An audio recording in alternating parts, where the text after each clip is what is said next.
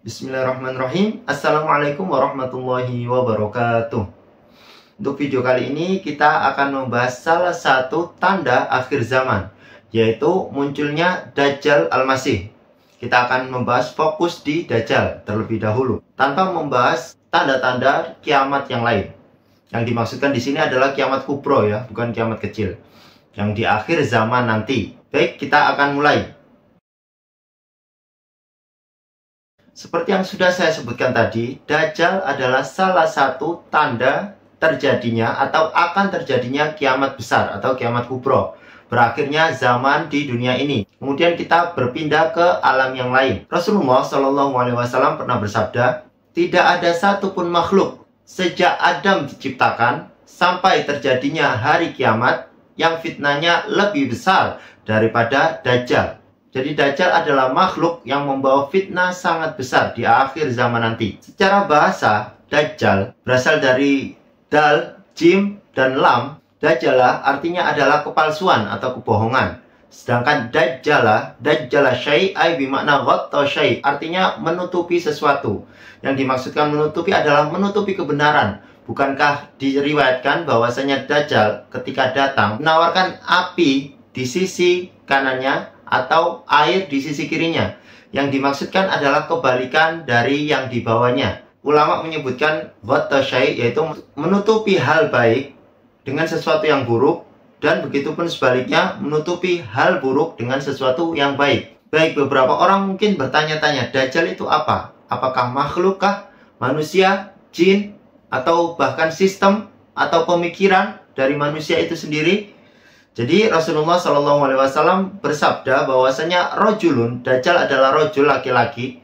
Maka dari itu para ulama menyebutkan Dajjal adalah seorang manusia, makhluk berbentuk manusia. Dan diriwayatkan juga Dajjal adalah manusia berhati iblis. Berasal dari orang tua yang memiliki keturunan dari Turki dan Mesir. Kedua orang tuanya adalah saudara satu kandung, yang artinya saudara kandung seibu dan seayah. Kedua orang tuanya dibesarkan di satu tempat atau di satu desa yang disebut Desa Raplah. Kemudian karena kedua orang ini, kakak beradik ini, saudara kandung, memiliki hubungan spesial lebih dari saudara, akhirnya penduduk desa atau penduduk negeri itu mengusir mereka dari Desa Raplah ini, dan mereka tinggal di satu desa yang disebut Desa Samiri. Ya, Desa Samiri mirip dengan kisahnya Nabi Musa alaihissalam, namanya Samiri. Memang di desa itu mayoritas penduduknya menyembah satu berhala, yang berhala itu adalah sapi betina. Jadi memang ada kemiripan dari kisah Nabi Musa alaihissalam. Dan memang Dajjal itu sendiri dilahirkan 100 tahun lebih awal daripada Nabi Musa alaihissalam. Yang sudah masyhur kita tahu bahwasanya Dajjal adalah seorang makhluk yang memiliki mata buta sebelah, yaitu mata kanannya. Kemudian di jidatnya tertulis huruf kaf, fa, dan ro, kafir. Disebutkan bahwasanya semua umat muslim bisa membaca bacaan itu, bacaan kafir. Walaupun umat muslim itu tidak mengetahui bahasa Arab sekalipun. Dan ternyata Dajjal itu sudah ada di zamannya Rasulullah SAW. Karena memang ya, yang sudah saya sebutkan tadi, Dajjal lahir 100 tahun lebih muda, lebih awal daripada Nabi Musa. Otomatis Nabi Muhammad, Nabi terakhir, Khotamul Anbiya, pastilah Dajjal itu sudah hidup. Jadi diceritakan salah satu sahabat Nabi SAW yang bernama Tamim Ad-Dari. Beliau ini asalnya adalah seorang Nasrani. Dulunya seorang Nasrani, kemudian mu'alaf, mengikuti dan berbaiat kepada Rasulullah SAW. Pada satu waktu, beliau, Tamim Ad-Dari ini, sedang berlayar dengan 30 awak kapalnya. Pada saat pelayaran itu, beliau mendapati badai besar di lautan. Dan kapalnya tidak bisa dikendalikan dan akhirnya berlabuh di salah satu pulau. Di pulau tersebut, beliau turun dan kemudian menemukan goa. Di dalam goa itulah beliau, Tamim Ad-Dari, dan 30 awak kapalnya bertemu dengan Dajjal. Kenapa kita bisa tahu itu yang ditemui oleh Tamim Ad-Dari adalah Dajjal? Karena Tamim Ad-Dari setelah dari sana, saat itu beliau masih Nasrani, kemudian pindah ke dalam agama Islam, masuk berbaiat kepada Rasulullah SAW, kemudian menceritakan semua peristiwa yang beliau alami di satu lokasi itu, di pulau itu, bertemunya satu sosok yang ada di gua. Beliau ceritakan kepada Nabi SAW, dan Nabi menyatakan bahwasanya yang ditemui oleh Tamim Ad-Dari adalah Dajjal Al-Masih. Rasulullah SAW pernah bersabda yang artinya Dajjal akan keluar dari daerah timur, yaitu Khurasan. Dia akan diikuti oleh orang-orang yang berwajah seperti perisai. Dan Rasulullah SAW juga bersabda, La taqumus sa'ah hatta yakhrujad Dajjal. Yang artinya tidak akan terjadi sa'ah hari kiamat sebelum keluarnya Dajjal, munculnya Dajjal. Jadi di dalam hadis itu Rasulullah SAW menceritakan bahwasanya Dajjal itu muncul dari timur, di daerah Khurasan, yaitu di Iran sana, diikuti oleh 70 orang Yahudi Khurasan. Keluar merusak dunia ini selama 40 hari.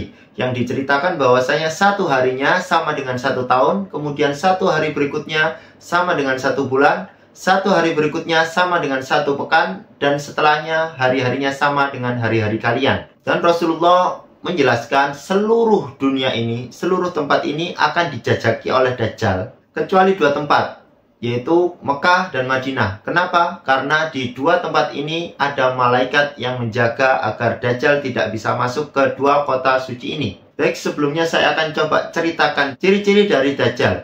Yang tadi sudah saya sebutkan sekilas, yaitu matanya buta sebelah, yang kanan buta, yang kiri bisa melihat. Tempatnya sama, 2 mata, tetapi yang kanan ada 1 benjolan seperti anggur yang kering. Dan memang Dajjal itu diberi kelebihan oleh Allah Subhanahu wa Ta'ala bagi wilayah yang dia tempati, kemudian di wilayah itu penduduknya mengaku atau beriman kepada Dajjal, mengaku bahwasanya Dajjal itu adalah Tuhan, maka secara otomatis wilayah itu akan menjadi wilayah yang subur, menjadi wilayah yang berlimpah ruah hasil buminya.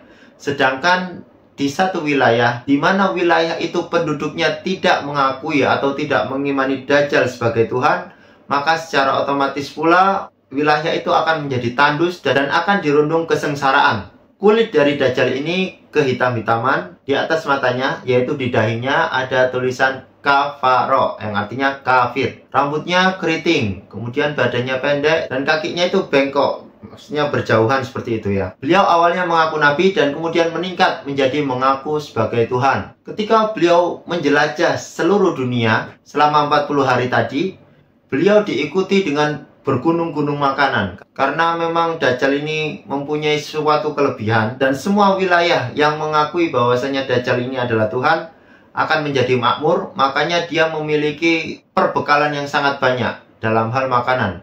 Jadi digambarkan dalam hadis itu ketika beliau pergi atau berpergian, maka makanan-makanan itu seperti gunung yang mengikuti dia dimanapun dia akan pergi. Dan seperti yang saya sebutkan tadi, di sisi kanannya atau di tangan kanannya dia akan menawarkan api, sedangkan di sisi kirinya atau tangan kirinya beliau akan menawarkan air. Barang siapa yang memilih tangan kanannya, hal itu adalah api, maka sebetulnya yang dia pilih adalah kenikmatan akhirat, artinya adalah surga.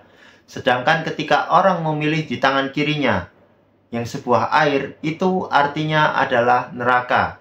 Maksudnya sebagai pengikutnya, yang pastinya ketika orang mengikuti Dajjal, maka akan dimasukkan oleh Allah Subhanahu wa Ta'ala ke dalam neraka. Oke, kita lanjutkan ceritanya yang tadi. Ketika Dajjal itu sudah keluar bersama 70 orang Yahudi Khurasan, beliau mulai menyebarkan fitnah-fitnah yang dahsyat. Beliau mulai menyebarkan bahwasanya dia adalah Tuhan, dan siapa yang mengikuti dia akan menjadi makmur dan berkelimpahan. Pada satu waktu Dajjal ingin masuk ke 2 kota suci, yaitu Mekah dan Madinah.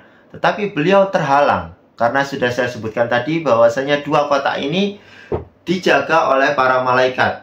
Di depan kota itu beliau menghentakkan kakinya, dan ketika beliau menghentakkan kaki itu, maka Madinah bergetar. Di dalam Madinah merasakan gempa, dan efek dari gempa itu kaum muslimin yang munafik akan keluar dari kota Madinah dan mengikuti Dajjal. Sedangkan orang mukmin yang teguh keimanannya dan beriman secara hak akan tetap tinggal di Madinah. Tetapi ada satu pengecualian, satu pemuda yang mempunyai iman yang sangat kuat. keluar dari kota Madinah dan menemui Dajjal. Kemudian beliau berkata kepada Dajjal bahwasanya engkau adalah Dajjal yang dijanjikan seperti hadis Rasulullah SAW. Kemudian Dajjal memotong atau membelah tubuhnya menjadi dua. Kemudian melewati belahan itu dan secara ajaibnya dengan kekuatan Allah tentunya dia bisa mengembalikan kedua belahan manusia itu kembali menyatu. Dan beliau bertanya, apakah engkau tidak yakin bahwasanya aku adalah Tuhanmu? Tetapi pemuda ini makin yakin dan berkata, aku makin yakin bahwasanya engkau adalah Dajjal. Dan entah bagaimana caranya, Allah Subhanahu wa Ta'ala telah menyelamatkan laki-laki ini dari fitnah Dajjal. Setelah kejadian itu, Dajjal dan para pengikutnya pergi ke Palestina di satu kota yang disebut kota Bablut. Dan itu sudah digambarkan dalam hadis Rasulullah SAW bahwasanya Dajjal dan pengikutnya akan berpusat pemerintahannya di satu kota yang disebut Bablut. Pada saat Dajjal sudah menguasai beberapa tempat di dunia atau bahkan hampir seluruhnya, dan beliau berpusat di Bablut, maka kaum muslimin di Madinah ingin melakukan perlawanan terhadap Dajjal. Dan pada saat itu akhirnya muncullah satu orang laki-laki bernama Muhammad bin Abdullah. Beliau ini masih keturunan dari Rasulullah SAW, dan sebagian ulama menyatakan keturunan dari cucunya Hasan. Parasnya sama seperti Rasulullah SAW, tetapi akhlaknya berbeda dengan Rasulullah, dikarenakan akhlaknya Rasulullah adalah akhlak yang terbaik dari seluruh manusia. Maka dari itu tidak ada yang bisa menandingi akhlaknya Rasulullah SAW. Dan memang diceritakan Allah ubah satu manusia ini, keturunannya Rasulullah ini, dalam satu hari satu malam. Jadi awalnya adalah manusia biasa, manusia pada umumnya, tetapi pada satu hari satu malam itu Allah jadikan dia berilmu, Allah jadikan dia paham tentang agama Islam ini. Manusia ini atau laki-laki ini memiliki julukan Mahdi. Ya, dia adalah Imam Al-Mahdi. Beliau dibaiat oleh kaum muslimin di Mekah. Dan setelah baiat itu, beliau beserta para pengikutnya, kaum muslimin, berangkat ke negeri Syam. Pada satu riwayat disebutkan beliau berhenti di Darul Baidha untuk melaksanakan sholat asar. Nah, pada saat akan melakukan sholat asar itu, diturunkanlah oleh Allah Subhanahu wa Ta'ala Nabi Isa alaihissalam, yang diriwayatkan ketika Nabi Isa turun, kedua tangannya memegang sayap malaikat dan rambutnya seakan-akan basah meneteskan air. Pada saat itu Isa alaihissalam adalah seorang nabi, tetapi ketika beliau bergabung dengan pasukan kaum muslimin, beliau disuruh untuk menjadi imam pada saat itu, tetapi beliau tidak mau. Imamnya adalah dari kalangan kalian. Maksudnya adalah Imam Mahdi di sana. Akhirnya Nabi Isa bersama kaum muslimin salat menjadi makmum diimami oleh Imam Mahdi. Ada pelajaran menunjukkan bahwasanya ketika Nabi Isa alaihissalam turun di akhir zaman besok, maka Nabi Isa tidak turun dengan membawa syariat baru. Beliau turun malah mengikuti syariatnya Rasulullah SAW. Bahkan turun ikut salat menjadi makmum di belakang keturunannya Rasulullah SAW, yaitu Imam Mahdi. Singkat cerita, mereka kaum muslimin berangkat ke pusatnya pemerintahan Dajjal.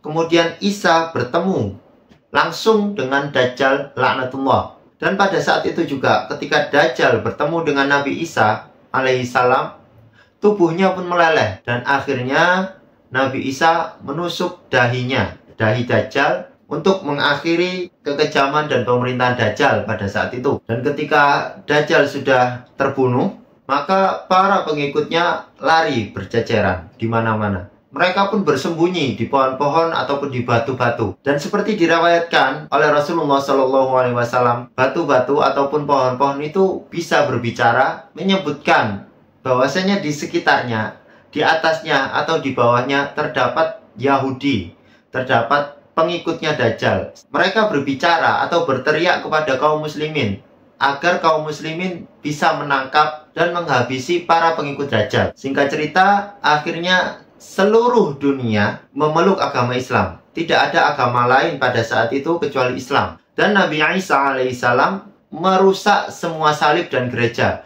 membunuh babi. Ini juga salah satu pelajaran bahwasanya apa yang diyakini oleh kaum Nasrani adalah salah. Nabi Isa yang mereka tunggu-tunggu kedatangannya malah merusak salib yang mereka buat. Karena memang apa yang mereka buat itu adalah perbuatan yang dibuat-buat mereka sendiri. Perbuatan yang diada-adakan oleh mereka sendiri.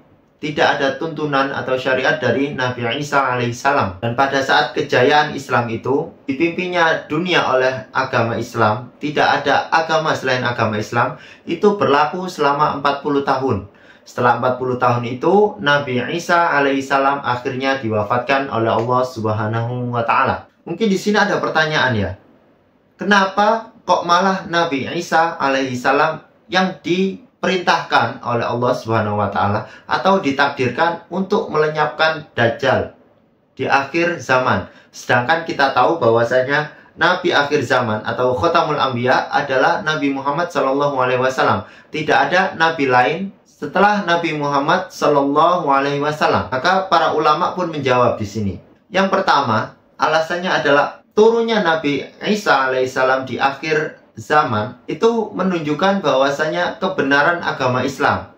Agama Islam sudah menceritakan semuanya secara detail. Bahwasanya Nabi Isa tidaklah disalib, tidaklah dibunuh oleh Yahudi, tetapi dinaikkan atau diangkat oleh Allah Subhanahu wa Ta'ala ke langit.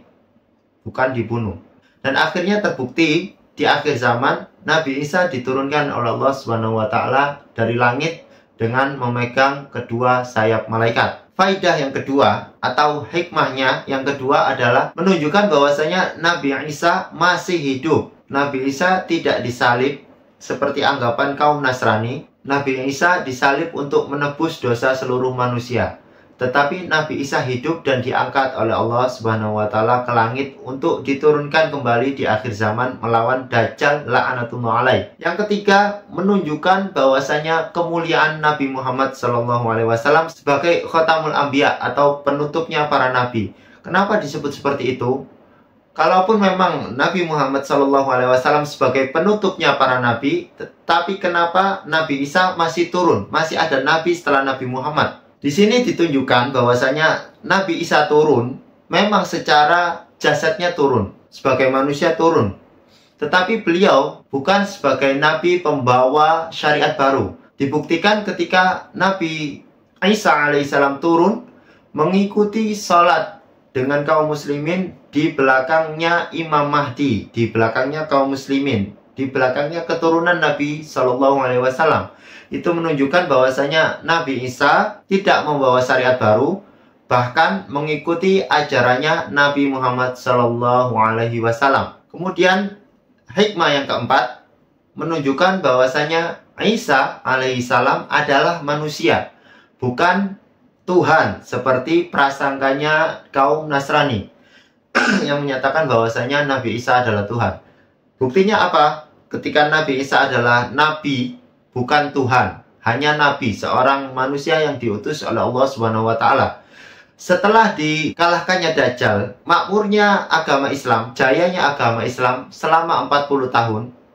Kemudian beliau wafat, diwafatkan oleh Allah Subhanahu wa Ta'ala. Itu menunjukkan bahwasanya Nabi Isa adalah manusia biasa. Derajatnya adalah nabi, bukan Tuhan, seperti sangkaannya kaum Nasrani. Kemudian ada pertanyaan lain. Mengapa Allah menciptakan Dajjal? Yang hakikatnya Allah menciptakannya hanya untuk menjadi fitnah terbesar di akhir zaman. Membuat kerusakan. Menyesatkan manusia di akhir zaman. Para ulama menjelaskan, penciptaannya Dajjal itu sama seperti penciptaannya Allah menciptakan neraka dan menciptakan iblis. Mengapa Allah ciptakan neraka dan Allah ciptakan iblis? Allah menciptakan peran antagonis dan protagonis di dunia ini. Jadi Allah menunjukkan selama kita masih di kehidupan dunia akan selalu ada peperangan antara hak dan batil. Di sini peran Dajjal adalah sebagai antagonis, yaitu di pihak batil. Sedangkan Nabi Isa alaihissalam dan Imam Mahdi berada di perannya protagonis, yaitu perannya yang hak. Selain itu adalah tanda yang Allah sudah sampaikan melalui lisannya Nabi Shallallahu Alaihi Wasallam bahwasanya di akhir zaman akan ada makhluk yang menyebarkan fitnah besar kepada seluruh manusia yang bernama Dajjal. Dan Allah buktikan apa yang disebutkan oleh Rasulullah Shallallahu Alaihi Wasallam, menunjukkan bahwasanya Muhammad adalah benar-benar Nabi yang diutus oleh Allah Subhanahu Wa Taala membawa risalah yang hak, yaitu agama Islam. Kemudian pertanyaan yang terakhir, ya, pertanyaan dari orang-orang yang sesat, orang-orang yang ingkarus sunnah, orang-orang yang mengingkari hadis-hadis Rasulullah Shallallahu Alaihi Wasallam. Dajjal itu tidak pernah disebutkan di dalam Al-Quran. Orang-orang yang hanya mengikuti Al-Quran saja tanpa mengikuti hadis, bahkan menentang hadis, tidak menganggap hadis adalah hujah, tuntunan dalam agama Islam, mereka tidak akan mengakui adanya Dajjal. Karena memang Dajjal tidak ada di dalam Al-Quran. Tetapi ingat, Allah Subhanahu Wa Taala berfirman di dalam Al-Quran, surat Al-Hasyr, A'udzubillahi minasyaitonirrajim, wa ma atakumur rasulu fakhuduhu, wa ma nahakum anhu fantahu. Dan apa-apa yang datang dari Rasulullah Shallallahu Alaihi Wasallam, maka ambillah. Sedangkan apa-apa yang dilarang oleh Rasulullah kepadamu, maka jauhilah. Ayat ini sudah menjelaskan bahwasanya Al-Quran pun mendukung apa yang disebutkan atau apa yang disabdakan oleh Rasulullah Shallallahu Alaihi Wasallam.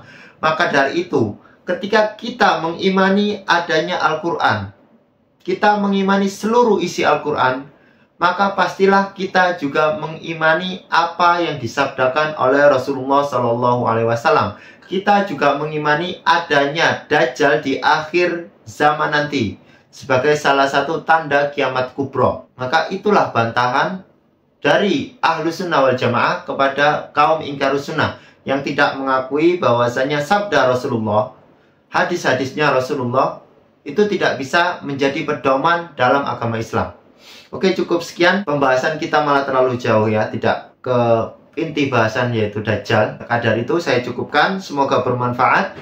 Wassalamualaikum warahmatullahi wabarakatuh.